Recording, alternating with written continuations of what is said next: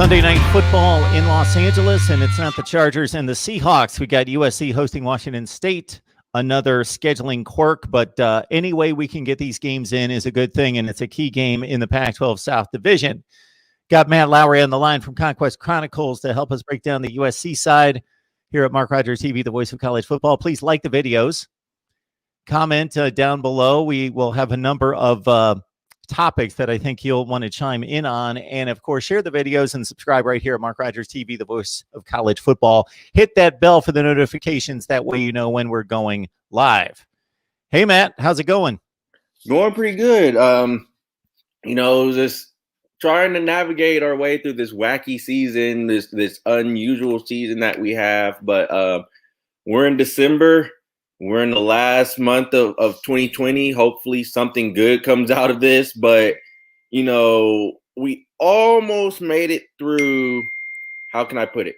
We almost made it through this season with little conflict. But right now, everything's looking like it's in an interesting state after our past. Washington State hosting USC, the Cougars with Nick Rolovich on the sideline. Mike Leach is off to the SEC, of course. So 1-1 with a nice effort against Oregon following a win against Oregon State. USC, of course, could not play Colorado last weekend. We will get to the ramifications there, and the Trojans are 3-0. So let's take the rundown on the health status of both teams before we get going on this matchup. Well, on the USC side, it looks like everyone COVID-wise will be healthy and ready to go.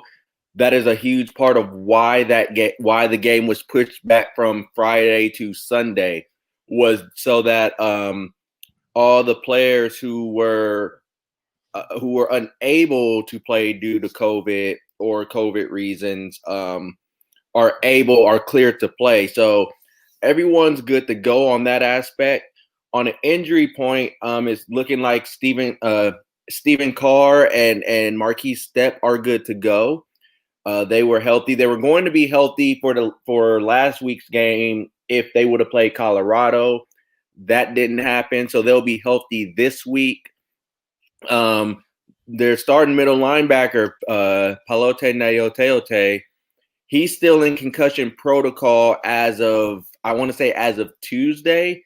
So I don't know if he will be cleared to play on Sunday afternoon out here, Sunday afternoon. But as well as I believe Raylan Garforth had a foot injury, or Raymond Scott. I think it was Raymond Scott actually had a foot injury. They were supposed to test it out, see how that went, but no update as of yet on his playing status. On the Washington State side, they're getting healthy at the right time too for this game. They have Max Borghi, their running back, that he will be returning for this game. You remember Max Borghi kind of gave USC some problems the last time these two teams met in, I believe, in 2018. And their quarterback, DeLore, he's also healthy and ready to go. But their starting wide receiver, Calvin Jackson Jr., he is still in medical protocol, and it's looking like he's not going to be good to go for this Sunday. So quite a few guys are coming back for Washington State, especially with Nick Rolovich's run and shoot offense, which is kind of what a lot of people don't know. It's a very similar version of the air raid. Has a little bit more balance to it than the total air raid that Washington State ran with Mike Leach there. But their offense is known to give people problems, and I think this will be an interesting matchup for Todd Orlando's defense. Absolutely. DeLora completing 59% of his passes with 4 touchdowns and a pick in his first year as the Washington State starter. Deion McIntosh has filled in for Max Borghi as the number 1 running back through these 2 weeks. 7 yards per carry and a couple touchdowns.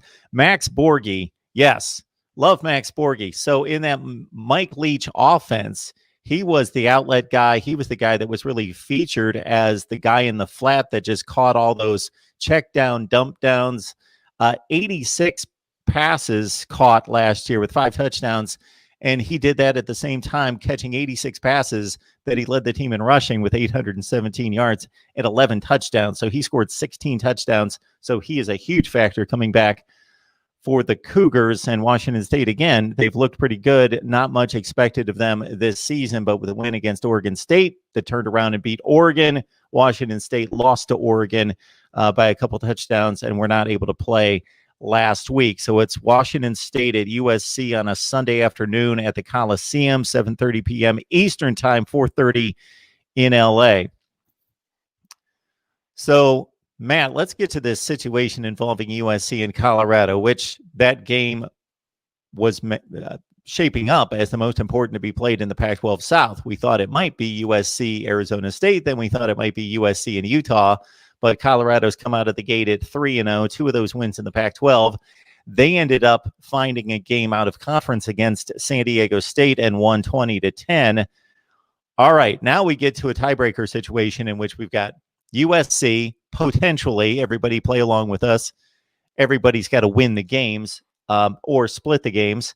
But let's say USC takes care of business against Washington State, and then they've got the traditional end-of-year matchup coming up with UCLA on December 12th. So USC would stand at 5-0. Colorado would stand, I believe, at 6-0, but 5 of those wins in the Pac-12. The non-conference game doesn't factor in to the conference standing. So we've got 2 5-0 teams that didn't play each other. So who makes it to the Pac-12 championship game? Matt just looked this up. And Matt, I'll let you run it down for us. So everyone knows with division tiebreakers, the usual thing is the head-to-head matchups. If a team, if a team is tied, then the first thing you go with is head-to-head, correct? So that's the usual for the tiebreakers. However, in this circumstance, USC and Colorado don't play each other this year. So that was that game is gone. So that's a division game gone. So now you move down for a 2-team tie. You move down to the next tiebreaker, which is record in games played within the division. Well, in this hypothetical reason, let's say not Washington, but let's say USC and Colorado both run the table. They will be undefeated in the division. So now you move down to the next one, which is record against the next highest placed team in the division, based on records in all games played within conference. Well, they would have the same record pretty much. So now we move to the fourth, which is record in common conference games will be the same. So now you've gone through 4 scenarios where Colorado and USC matches each other. Now, I could be wrong. I have to extensively look at those scenarios, but USC and Colorado would match each other. Now you go to the 5th one, the 5th tiebreaker, which is team with the highest college football playoff ranking. Well, in this scenario right now, USC is 20th. If USC wins out, USC would move up in the college football playoff standings. I'm sure if Colorado wins out, Colorado would enter the college football playoff standing eventually. We think eventually they'll end up in there. It's hard to keep a 5-0 to keep out a 5-0 team out of the college football playoff ranking. So we believe Colorado would get in there.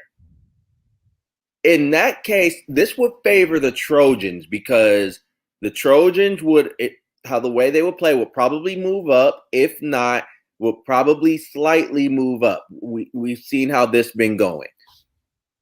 If anything, I don't foresee the College Football Playoff Committee bypassing Colorado. Now, if Colorado looks way more impressive than USC, then anything's possible there. But I think this is where it would go to the USC because USC right now, as it stands, is, I believe, one of only 3 teams in the Pac-12 that's ranked in the college football playoff rankings. So they would go to the Pac-12 championship game based off of that alone. Now, it could change, because Colorado could bypass USC if that happens, and Colorado could end up being in the Pac-12 championship game, and USC could be left out. So either way, it's looking like it's going to that fifth tiebreaker.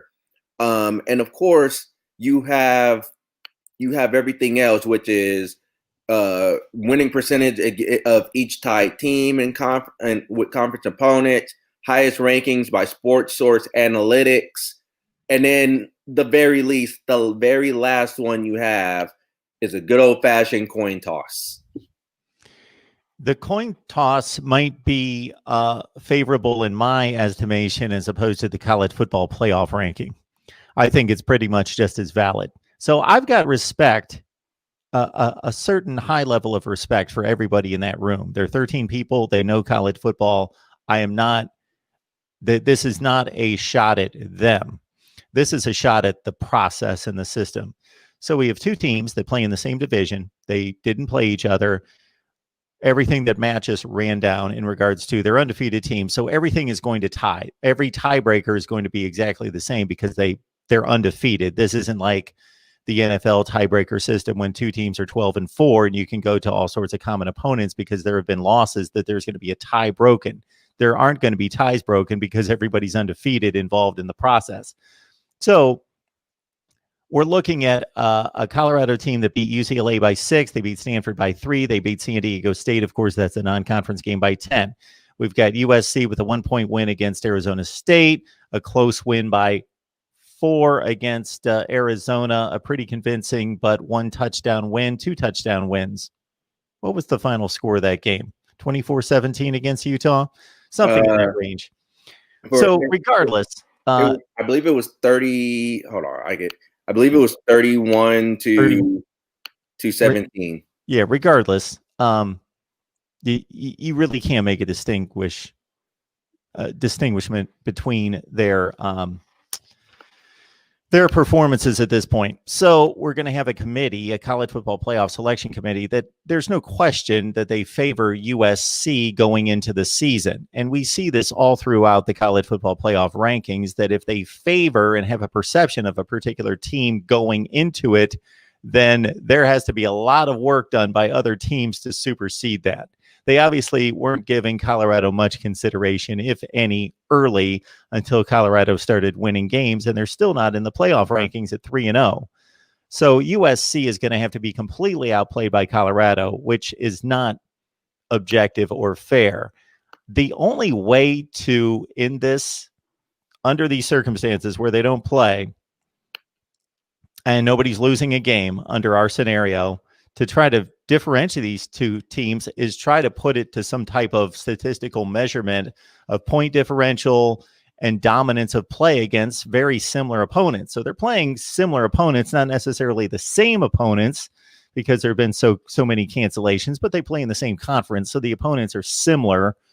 And I think it should go to some type of metric evaluation of point differential that's more objective. Okay. And I agree with that, honestly, because if you remember, I believe it was back in 2009, if I'm not mistaken. It was either 2009 or it was 2010. It was one of the two. I think it was 2009. And you had the Oklahoma and Texas debate in the Big 12, back when the Big 12 had the North and South division. And Texas, I believe the argument was Texas defeated Oklahoma by 10 on a neutral field in the Red River Shootout. However, I believe Oklahoma at one point was ahead of Texas, and there was all this debate, and then Texas ended up bypassing Oklahoma in the BCS standings, and Texas went on to the Big 12 title game, and they played Nebraska in a thrilling game. I believe that it was somewhat of the same scenario that happened around that time, if I'm not mistaken. Yeah, that is the scenario. It was a 45-35 Oklahoma win. However, Texas went to the national championship game. Yes. So doesn't make any sense. Yeah. And so in Don't this get me case, started on the BCS. I could give you like 17 examples of how the BCS did not work and was complete fraud. That was one of them. And that's not yeah, even high on the list. But yeah, when you've got two teams that play in the same conference, so basically they play the same schedule. They both go 11-1, and they played each other. They played each other, right. and your system sends the team that lost the game to the conference championship game, and therefore the BCS championship game. Yeah, But a metric, like you said, a metric of some sort would end up being ideal in this situation. But at the same time, this is a situation we honestly haven't seen. I don't think we've ever seen where we've had two teams in the same division in college football not play each other, and we got to figure out how to determine how one of them go and play for a Pac-12 championship. So absolutely, because that's the obvious tiebreaker is that everyone in every division in college football plays each other, and they exactly. do everything they possibly can if there's some kind of issue with a cancellation to just make up the game, because we had never been through a pandemic where if there was a hurricane or something that would cancel a game, they just make it up. And obviously that would be the highest priority game to be played. Yeah, the only other consideration I could make here, Matt, is that we've got to, and this isn't Colorado's fault, but one of their wins is out of conference. So right now, Colorado's only 2-0 in the Pac-12, USC's 3-0, and they're both playing two conference games to conclude the season. So Colorado's going to be 4-0 in the Pac-12, and USC is going to be 5-0. Exactly. And that's going to be a thing. And if we're factoring that, which I think that might end up being a factor, if that's being factored into it, then honestly, you could say all USC has to do is win out and they go based off of that alone. And we don't go to the college football playoff ranking or anything like that. There you have it. Matt Lowry from Conquest Chronicles talking USC football. The Trojans take on Washington State Sunday night, 4:30 local time and 7:30 on the East Coast. Matt, we appreciate you stopping by as always. Thank you. I enjoy being on.